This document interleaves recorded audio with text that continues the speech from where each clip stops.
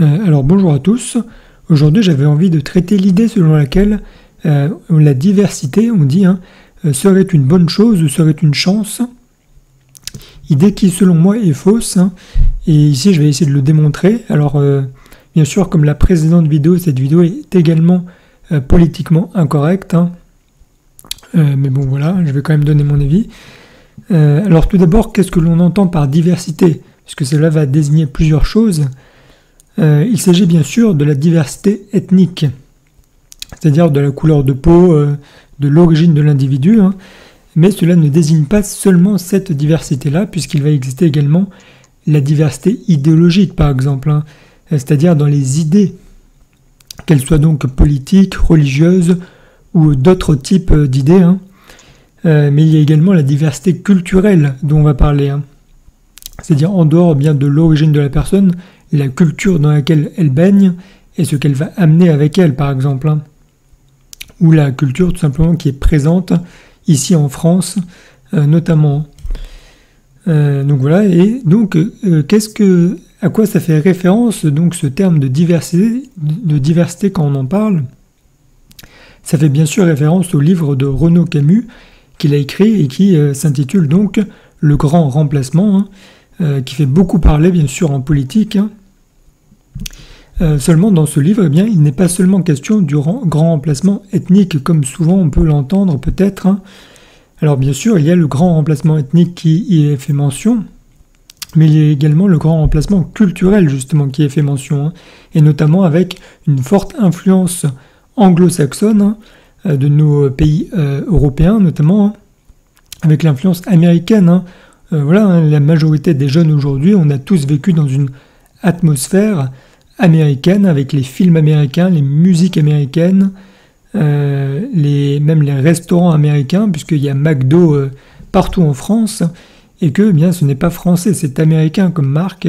Et donc voilà, on baigne dans une culture étrangère, si je puis dire, anglo-saxonne. Et donc c'est pourquoi on peut observer de nos jours que ce grand remplacement dont il est fait mention est déjà bien entamé, voire même acté de nos jours, c'est-à-dire sur les deux plans, qu'ils soient donc ethniques ou même culturels. C'est-à-dire qu'aujourd'hui, le français moyen qui n'a pas poussé ses investigations pour essayer de s'informer sur qu'est-ce que c'est réellement la culture française, en réalité, il ne peut pas la définir. Moi-même, je ne peux pas vraiment définir qu'est-ce que c'est exactement la culture française, puisque de nos jours, en France, en réalité, on vit dans une société cosmopolite et multiculturelle, c'est-à-dire dans laquelle tout est mélangé globalement, que ce soit au niveau de la culture, au niveau des origines des individus. Et dès lors, donc, il n'existe plus réellement la culture française originelle dans notre pays, puisque mécaniquement, elle va être diluée au sein de toutes les autres cultures. Alors bien sûr, je comprends l'idée qu'il y a derrière la phrase qui dit que la diversité serait une richesse ou une chance, ce genre de choses. L'idée, c'est que la différence de l'autre permettrait donc une ouverture d'esprit sur le monde et à d'autres cultures, notamment à d'autres idées, d'autres manières de voir le monde. C'est ça l'idée qu'il y a derrière cette phrase qui est de dire que la richesse serait une chance.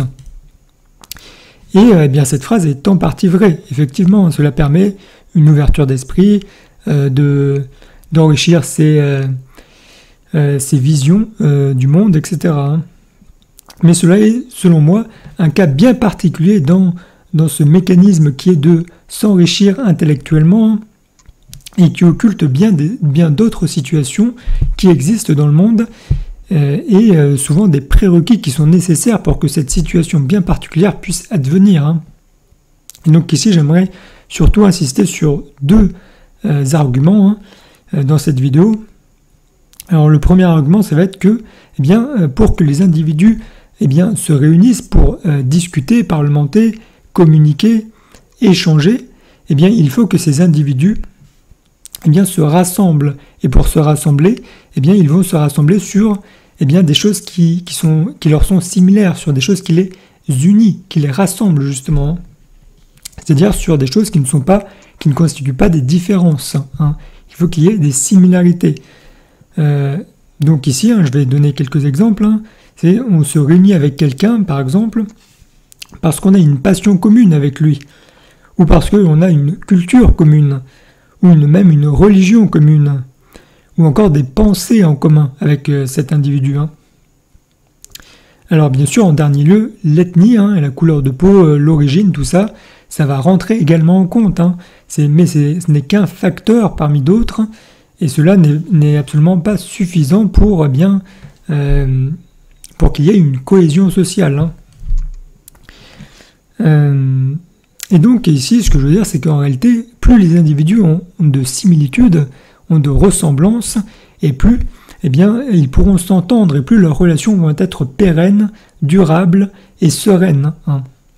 Donc cela rentre totalement en conflit avec l'idée selon laquelle la diversité serait une richesse ou une chance, puisque au contraire, on observe que plus les individus entre eux n'ont pas de diversité, c'est-à-dire se ressemblent, plus leurs relations seront saines en quelque sorte. Et donc cela m'amène au second point, qui est que la diversité amène beaucoup plus de conflits de manière générale, bien que de rapprochement, que de richesse. Alors cela m'a l'air tout à fait évident ici, je vais également donner quelques exemples. C'est par exemple un individu qui est radicalement à gauche de l'échiquier politique ne s'entendra jamais avec un individu qui est radicalement à droite de l'échiquier politique, puisque ces individus ont des idées radicalement opposées et qu'ils ne pourront jamais s'entendre. Pareillement, un individu radicalement religieux dans une religion particulière ne s'entendra jamais avec un individu radicalement matérialiste ou dénué de spiritualité. Pareillement, un individu donc qui est enraciné dans une culture bien particulière ne voudra donc pas la perdre et ne pourra donc pas s'entendre avec quelqu'un d'autre qui est enraciné lui aussi dans une autre culture particulière, qui ne voudra pas la perdre non plus. Et cela est transposable à des idées, à des croyances, c'est-à-dire qu'un individu qui a certaines idées, qui est bien attaché à ses idées, à ses convictions, ne pourra pas s'entendre avec quelqu'un d'autre qui a des convictions opposées. Voilà, cela est tout à fait évident ici. Et donc c'est pourquoi je dis que les différences opposent bien plus souvent les individus qu'elles ne les réunissent, qu'elles ne les rassemblent. Et donc plus ces différences entre les individus vont être importantes, c'est-à-dire en nombre et en degré, ou on peut dire également en quantité ou en qualité, plus les opportunités de conflit vont être nombreuses et vont être importantes.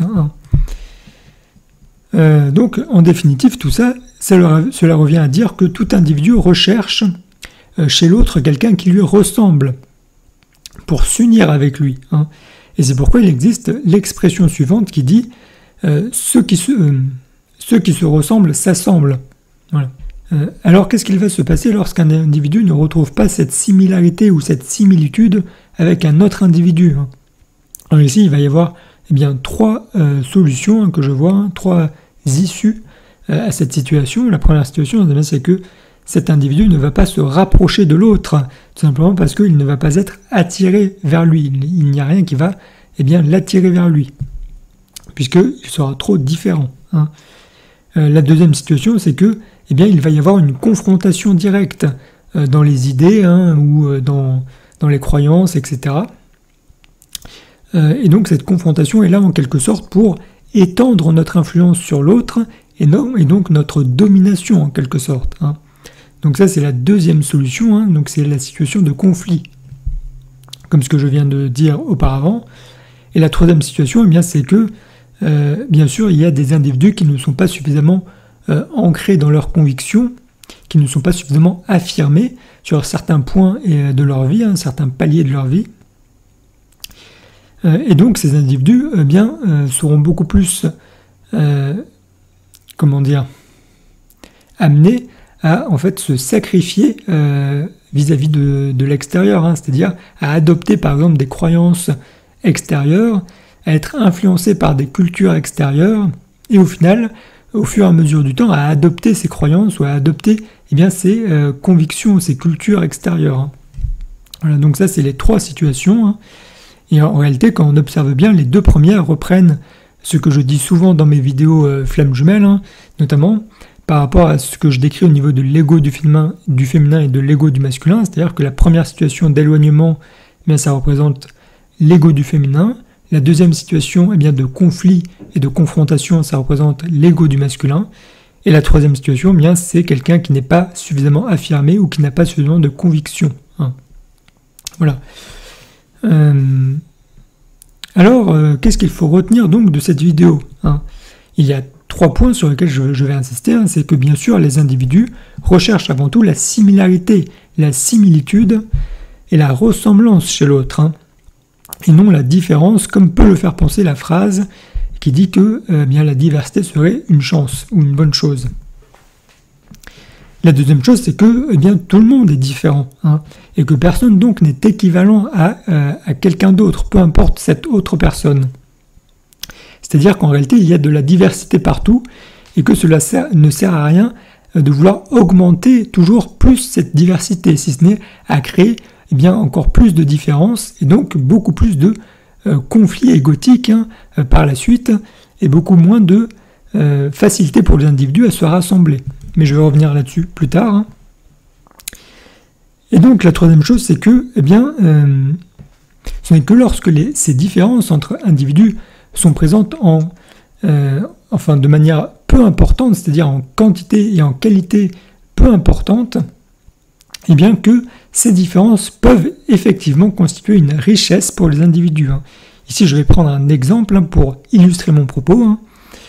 Par exemple, là, si je vous dis quelque chose, par exemple dans cette vidéo même, hein, quelque chose qui vous paraît tout à fait absurde, tout à fait opposé à ce que vous pouvez croire, tout ce que vous pouvez penser, eh bien vous allez tout simplement balayer tout ce que je dis d'un revers de main, vous allez rejeter tout ce que je dis et tout ce que j'apporte dans cette vidéo, dans ce que je vous apporte, et vous n'allez même pas réfléchir à ce que je dis, puisque cela vous paraît absurde, tout simplement.